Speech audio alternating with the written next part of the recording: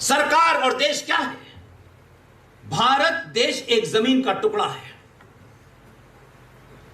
उस टुकड़े की रक्षा करने के लिए सेना है, उसके आंतरिक मामलात के लिए पुलिस है, न्यायपालिका है।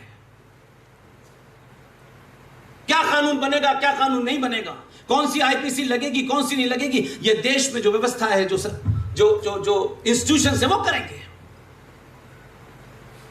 लेकिन मेरा वास्ता और आपसे वास्ता क्या है? राष्ट्र मेरी आस्थाओं से, मेरी परंपराओं से, मेरे सरोकारों से, मेरी मान्यताओं से चलता है, और राष्ट्र को समाज चलाता है, कोई प्रधानमंत्री नहीं चलाता।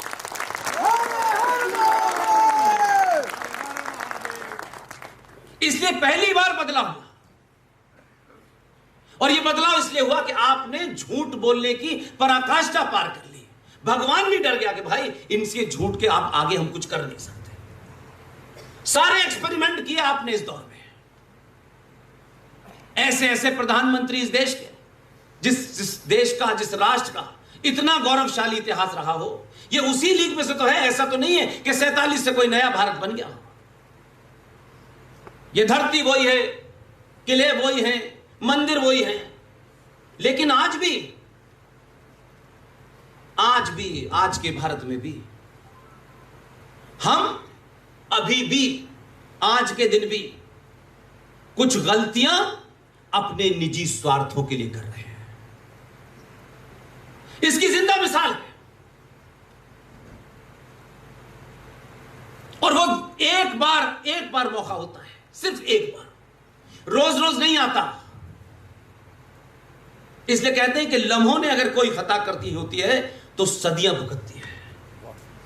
और 2022 के भारत में भी आप इस गलती को अपने स्वार्थों के कारण कर रहे हैं।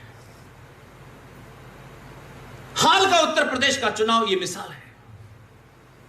जागृति आई है, आ रही है, सब कुछ हो रहा है, फिर भी मेरे 2 ब्राह्मण मंत्री नहीं बने, 2 ईबीसी नहीं बने, कोई यादव नहीं बना, कोई ठाकुर नहीं बना, कोई इस बात से नाराज है, कोई उस बात से नाराज है।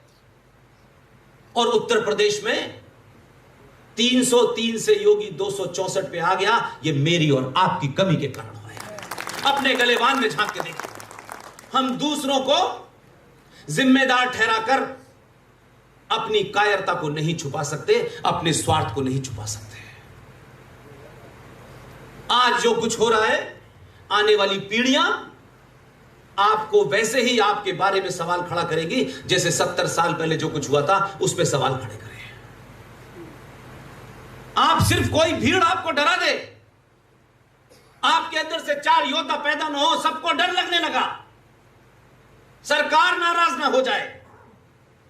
सरकार 1000 बार नाराज होती हो जाए, राष्ट्र नहीं नाराज होना चाहिए। क्योंकि मेरा मानना है सरकार से हम नहीं है, हमसे सरकार है। इसलिए हमारी एक बहन, भारत की बेटी ने 700 साल के बाद सच को सच कहने की कोशिश की और खुलेआम टेलीविजन पे सच कहा।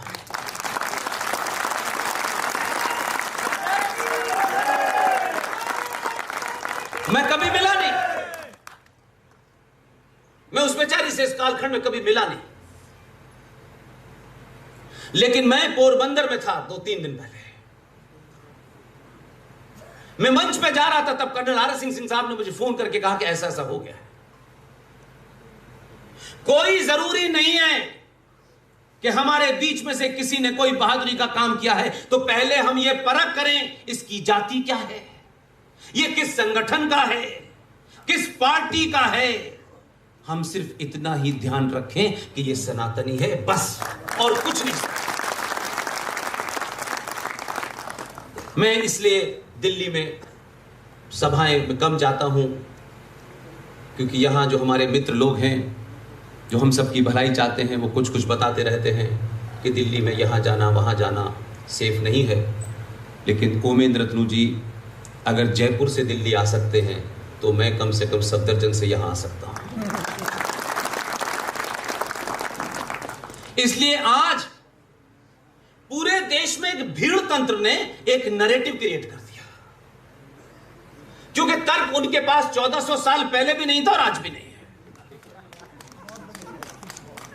वो तर्क पर नहीं रखे हुआ कुछ भी। इसलिए जो लोग कहते हैं नहीं हिंदू मुस्लिम भाई भाई इनका दिल जीतना है, ये हमारे ही हैं, हमारा डीएनए एक है, ये कायर और डरपोकों की निशानी है। अगर भारत में जो भी माइनॉरिटी है, पहले तो माइनॉरिटी के नाम पे सबसे बड़ा फ्रॉड हुआ है, कॉन्स्टिट्यूशनली हुआ है, जो आप सबको नहीं पता। दुनिया का नियम है माइनॉरिटी मेजॉरिटी का दिल जीतती है तब आराम से रह सकती है। जिसको जीतना है 95 करोड़ सनातनियों का दिल जीते, हम किसी का दिल नहीं जीतने चाहेंगे। दुनिया का इतिहास उठा के देख लीजिए, हमने कभी किसी पे हमला नहीं किया, किसी की गर्दन पे तलवार रख के नहीं कहा कि तुम अपने मत को छोड़ के तुम हमारा मत मान लो, हमने नहीं किया।